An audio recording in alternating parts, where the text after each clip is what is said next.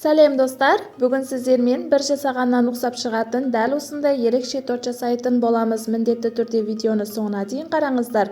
Және менің каналымды жоғалтып алмау үшін подписаться түймешесін басып тіркеліп алыңыздар. Ең алдымен газға қоятын ыдысымызды аламыз және бізге дәл осындай бал қажет болады. Балымызды ас қасықта өлшеп 4 ас қасық саламыз.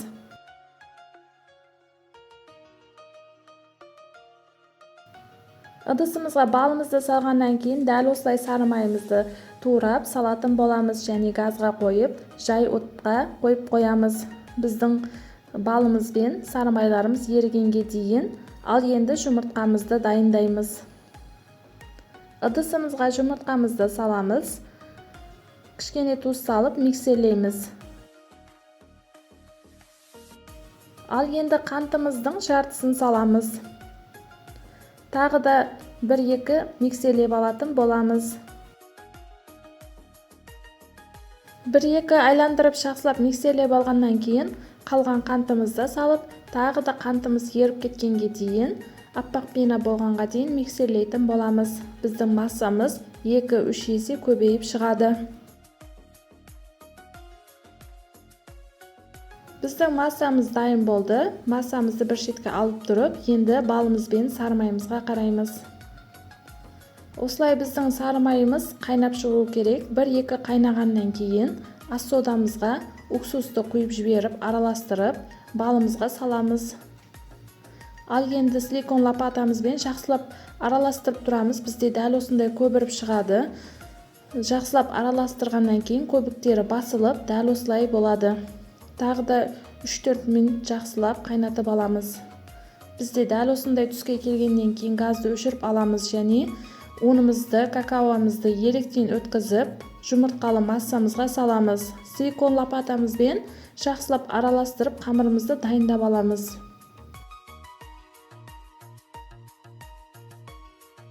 Барлық жеріне жақсылап тигізіп араластырып алдық. Енді жаңағы дайындап алған балды массамызды салып, тағы да жақсылап бірдей масса болғанға дейін араластырамыз. Бізге кішкене сұйық сияқты көрінгенімен араластырғаннан кейін өте әдемі қамыр болып шығады. Біздің қамырымыз дайын болды. Енді 30-40 формамызға пергамент қағазымызды салып, дайын қамырымызды қойып, қызып тұрған 180 градуста 15-20 минутта пісіріп алатын боламыз. Барлық жеріне бірдей етіп жағып аламыз. Біздің қамырымыз пісіп шықты. Көріп тұрғаныңыздай дәл осындай қамыр болады. Қамырымыздың шеттерін кесіп алып тастаймыз.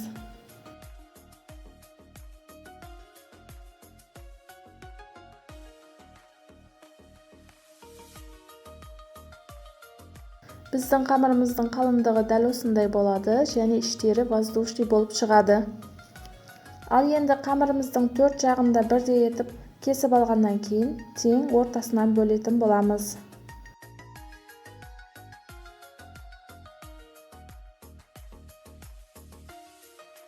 Бізде дәл осындай 2 қамыр болады. Ал енді дәл осы 2 қамырымызды да ортасынан бөліп дайындап алатын боламыз.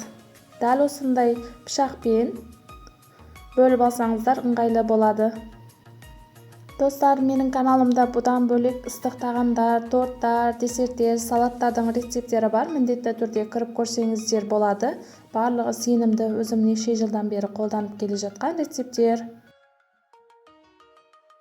Және менің ютубтағы рецепттерімнен бөлек салаттар, торттар және пирожныйлардың мастер-класстары да бар. Толық ақпарат алу үшін комментарийға жазсаңыздар, мен сіздерге толық ақпарат беретін боламын. Корждарымыз дайын болды. Бізде дәл осындай 4 штук корж болады. Ал енді кремін дайындап алатын боламыз. Ол үшін бізге 33% сливки және сахарная пудра қажет болады. Екеуін жақсылап миксерлеп алатын боламыз. Біздің креміміз қоюланып әдемі болып шығу керек. Креміміз дайын болды. Көріп тұрғаныңыздай дәл осындай крем болады. Ал енді бізге дәл осындай 20% сметана қажет болады.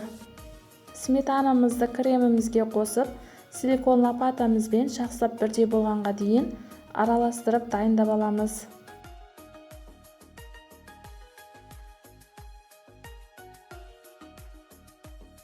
Кремімізді дайындап алдық. Енді корждарымызды жинауды бастайтын боламыз. Ең алдымен бірінші коржымызды алып, кремімізді тең 4 бөлікке бөліп, барлық жеріне бірдей етіп жағып шығамыз.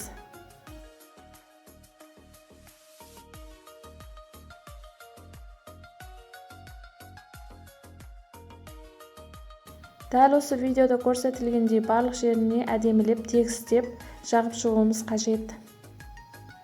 Ал енді екінші коржымызды қойып, тағы жарты кремімізді саламыз. Барлық жеріне бірдей етіп жағып аламыз. Жағып алғаннан кейін үшінші коржымызды қойып, тағы да кремімізді салып бірдей етіп барлық жеріне жағып аламыз. Шеттерінде әдемілеп тегістеп аламыз. Соңғы коржымызды қойып, қалған кремімізді саламыз. Бірдей етіп тағы да барлық жеріне жағып аламыз. Артқан кремдерімізді шеттеріне әдемілеп жағып шығамыз. Ал енді біздің тортымызды ганажымыз дайын болғанға дейін мұздатқышқа жіберіп, дәл осындай шоколадымызды ертіп, сүт құйып, араластырып ганаж дайындап аламыз. Ганажымыз дайын болғаннан кейін бізге жаңағы шеттерінен түскен корждарымызды дәл осылай қолымызбен икелетіп, крошкалар дайындап аламыз.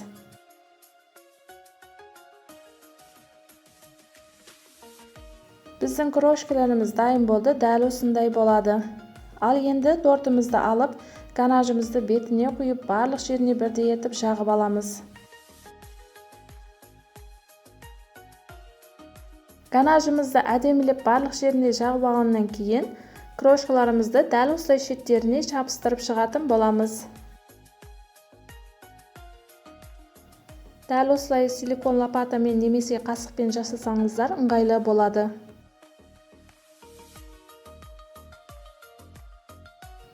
Барлық жеріне жағып алғаннан кейін беттеріне әсемдік үшін дәл осылай салып шықсаңыздар болады.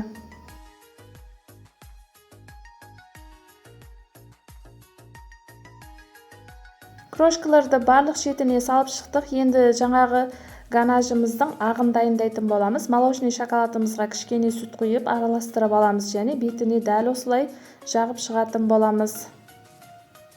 Тортыңыздың бетін сіздер қалағаныңыздай әсемдей аласыздар. Мен осылай әсемдеп алдым. Дәл осындай өте ерекше және бір жасағаннан шығатын, пропиткенді қажет етпейтін өте оңай торт болады. Міндетті түрде жасап көріңіздер. Мен сіздерге іштерін кесіп көрсететін боламын. Іштері де өте әдемі болып шығады.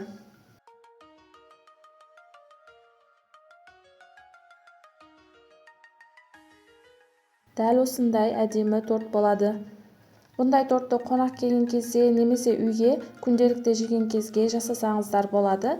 Сіздерге видеом ұнаған болса, менің каналыма жазылып лайк басып, комментарийға өз пікірлеріңізді қалдырыңыздар және келесі шығатын видеоларымды жіберіп алмау үшін қоңырау түймешесін басып қойыңыздар. Сау болыңыздар.